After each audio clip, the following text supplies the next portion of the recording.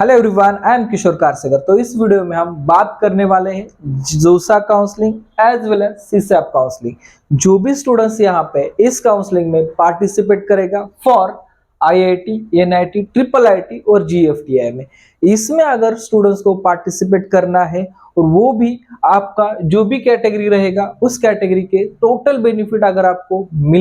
मिलने चाहिए ऐसा आपको लगता है, तो अगर ये सर्टिफिकेट आपके पास है तो ही आपको इसमें आपको कैटेगरी बेनिफिट मिलेगा। तो देखा जाए तो हमने यहाँ पे बोर्ड पे general EWS, OBC, SC, ST, PWD, defence, सबसे इंपॉर्टेंट पार्ट यहाँ आता है डिफेंस के बारे में कुछ ऐसे पॉइंट है वो मैं आपको क्लियर करूंगा। उसके बाद फीमेल कैंडिडेट के लिए, जो भी फीमेल कैंडिडेट है, ये दो पार्ट यहाँ पे मेजरली यहाँ पे इंपॉर्टेंट पार्ट्स रहने वाले हैं हमारे इस वीडियो के टॉपिक में, और हम यहाँ पे वो सबसे एंड में ये पार्ट कवर करेंगे। कुछ बार देखा जाता है कि हमारे वीडियो का थोड़ा यहाँ पे लेंथ ज्यादा होता है, लेकिन आपको ऐसी इंफॉर्मेशन दी जाती है कि जो इंफॉर्मेशन आप सुन के आपको कोई अलग वीडियो देखने की कोई जरूरत नहीं रहती। इतना हम यहाँ पे डीप इंफॉर्मेशन आपको यहाँ पे प्रोवाइड करते हैं। तो देखा जाए तो यहाँ पे जो भी हमारी जोसा और सीसैप काउंसलिंग है, इन एन एवरेज यहाँ पे ईडब्ल्यूएस कैटेगरी के लिए 10% यहाँ पे रिजर्व सीट्स यहाँ पे हमें मिलती है, और इस 10% रिजर्वेशन सीट में आपको यहाँ पे अगर ये रिजर्वेशन आपको मिलना है तो आपको यहाँ पे स्टेट का यहाँ पे ईडब्ल्यूएस फॉर्मेट यहाँ पे आपको अपलोड करते हैं बहुत सारे स्टूडेंट्स, लेकिन यहाँ पे सेंट्रल की जो भी आपकी काउंसलिंग रहती है उस सेंट्रल काउंसलिंग का यहाँ पे सर्टिफिकेट आपको अपलोड करना पड़ता है, क्योंकि बहुत सारे स्टेट में देखा जाता है स्टेट ईडब्ल्यूएस सर्टिफिकेट अलग से रहता है और सेंट्रल ईडब्ल्यूएस सर्टिफिकेट अलग से रहता है। तो ये दो सर्टिफिकेट में आपका यहाँ पे कंफ्यूजन होता है, इसके लिए आपको अलग से स्टेट का ईडब्ल्यूएस सर्टिफिकेट बनाना पड़ेगा और अलग से सेंट्रल का सर्टिफिकेट यहाँ पे बनाना पड़ेगा, ताकि आपको ये बेनिफिट यहाँ पे मिलना चाहिए। बहुत बार स्टूडेंट से ये मेजरली गलती होती है, और जो भी अभी एडवांस का एप्लीकेशन फॉर्म फिलिंग चालू है उसमें भी यहाँ पे आपको जो भी है, एक तो आपका सेंट्रल का ईडब्ल्यूएस है वो भी आपको 1 अप्रैल के आगे ही निकालना पड़ेगा। उसके अगर पहले निकाला है आपने तो आपका वैलिड नहीं रहने वाला,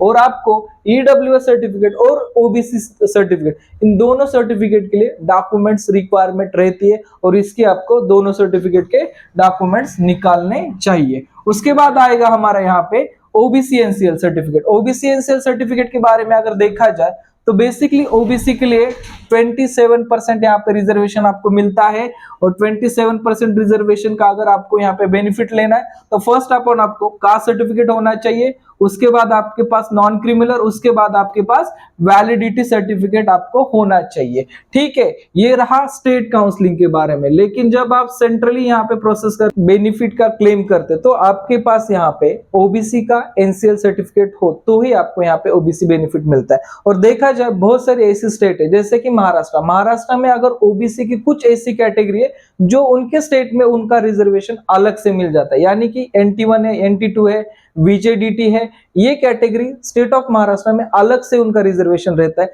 लेकिन यही कैटेगरी जब हम सेंट्रली कंसीडर करते हैं तो आपको यहाँ पे ओबीसी में कैटेगरी आ जाती है, और ये कैटेगरी के लिए जैसे मैंने अभी कहा कास्ट सर्टिफिकेट, नॉन क्रिमिनल और वैलिडिटी, ये 3 डॉक्यूमेंट्स तो लगते ही है। लेकिन जब आप सेंट्रली आ जाते हैं तो सेंट्रल में आपको ओबीसी एनसीएल सर्टिफिकेट भी यहाँ पे आपको अवेलेबल होना चाहिए। नेक्स्ट आता है हमारा एससी के लिए टोटल जो रिजर्वेशन रहेगा हमारा 15% रिजर्वेशन रहेगा। सिमिलरली एसटी के लिए भी हमारा 7.5% यहाँ पे रिजर्वेशन रहेगा, और इन सभी के डॉक्यूमेंट्स मैं आपको स्क्रीन पे शो करूंगा, जो कि आपको यहाँ पे एक इंफॉर्मेशन भी मिल जाए कि कौन से फॉर्मेट में डॉक्यूमेंट्स निकालने हैं, एज वेल एज आपको एग्जैक्टली पता होना चाहिए कि इसका पीडीएफ कहाँ पे मिलेगा। इसका पीडीएफ मैं आपके वीडियो के डिस्क्रिप्शन में भी दे दूंगा, ताकि आपको यहाँ पे दिक्कत नहीं होनी चाहिए। उसके बाद हमारा यहाँ पे हम कंसीडर करते हैं पीडब्ल्यूडी, यानी कि फिजिकली हैंडीकैप कैंडिडेट्स के लिए। तो फिजिकली हैंडीकैप कैंडिडेट्स के बारे में अगर देखा जाए तो जोसा काउंसलिंग में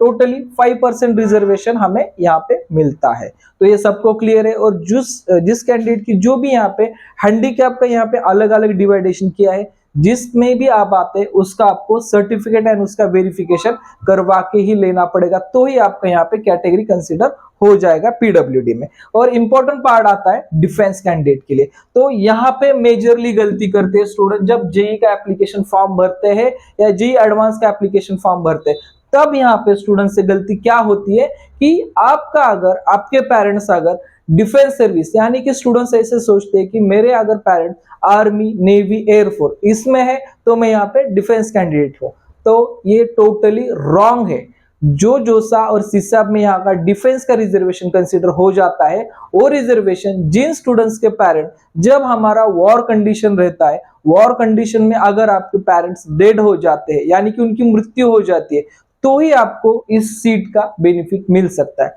इसके अलावा अगर वो वॉर के समय परमानेंटली डिसेबल हो जाते तो ही इस सीट का बेनिफिट आप ले सकते हैं, अदरवाइज डिफेंस रिजर्वेशन आपको नहीं मिलेगा। आपके अगर पेरेंट्स एक्स सर्विसमैन है या एक्टिव सर्विसमैन है तो आपको ये रिजर्वेशन क्लेम करने नहीं आएगा। और डिफेंस के लिए अलग से यहाँ पे 2 सीट हर ब्रांच में आपको मिलती है। यहीं पे बहुत सारे स्टूडेंट जब जेई मेंस का फॉर्म भरते हैं तब यहाँ पे गलती करते हैं कि वो डिफेंस से यहाँ पे फॉर्म भरते हैं, लेकिन डिफेंस रिजर्वेशन के लिए जो रूल्स रेगुलेशंस है उसके बारे में उनकी स्टडी थोड़ी सी कम होती है। तो आपको ये स्टडी केयरफुली करनी है और केयरफुली करके ही इसको अप्लाई करना चाहिए। हर साल हम देखते हैं ऐसे स्टूडेंट्स फर्स्ट राउंड में अप्लाई करते हैं, बाद में उनका रिजर्वेशन कैंसिल हो जाता है और जो भी उनका फर्स्ट राउंड है वो टोटली यहाँ पे वेस्ट हो जाता है। तो यहाँ पे अगर आपने प्रॉपर काउंसलिंग अगर ज्वाइन की तो ये आपके लॉसेस कभी नहीं होंगे। उसके बाद आता है लास्ट हमारा फीमेल सुप्रीमो कोटा।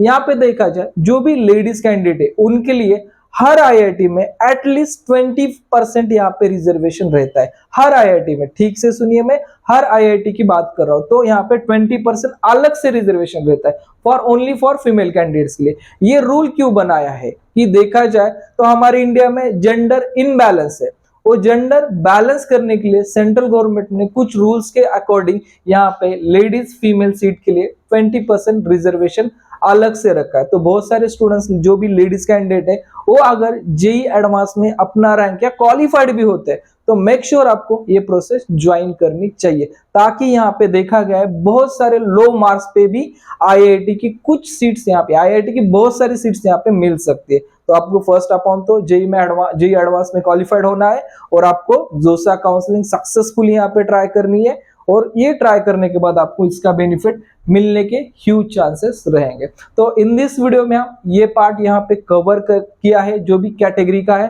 तो नेक्स्ट वीडियो में हम बात करेंगे ब्रांच वाइज आपको, यानी ब्रांच वाइज एंड आपके रैंक वाइज कौन से कॉलेज मिल सकते हैं, इसके बारे में इन डिटेल इंफॉर्मेशन